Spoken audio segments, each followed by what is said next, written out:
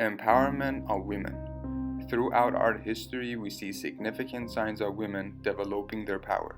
There are symbolic changes in the empowerment of women such that women eventually come to play an important role in society. Queen Napir-Asu.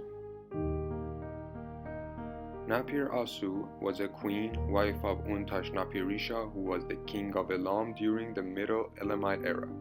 She was powerful because she was married to the king. The inscriptions on the front of the skirt gives the queen's name and titles, which invoked the protection of the gods. Hatshepsut with offering jars. This statue shows Hatshepsut dressed as her husband after his death. She took her husband's role as the king. As we can see, she dressed in her husband's clothes representing the kingdom, with its inscriptions calling her His Majesty. This shows the power she had over the kingdom. She was the first woman to be seen as a king. Queen Nefertiti. Egyptian queen renowned for her beauty. Nefertiti ruled alongside her husband Pharaoh Akhenaten during mid-1300 BC. She hailed from the town Akim and was the daughter or niece of a high official named Ai. She was one of the most powerful women ever to have ruled. Her husband went to great lengths to display her as equal.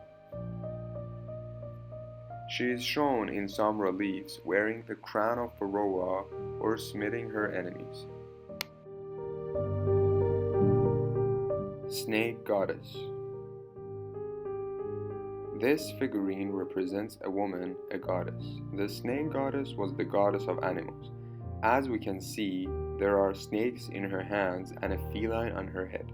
Not only it represents her power over animal world, but also the power that the animals gave her. Aphrodite of Milo or Venus de Milo. During the Hellenistic period in ancient Greece, another goddess is introduced to us, Aphrodite. In this sculpture, Aphrodite had power over love and beauty. She got her powers from her father Zeus and mother Dione, which both were powerful gods and goddesses.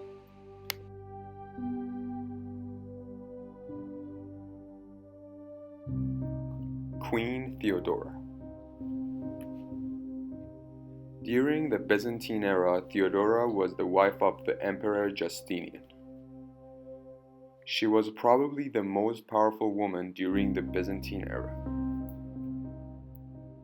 She got her power by marrying the emperor, but she became more powerful than her husband.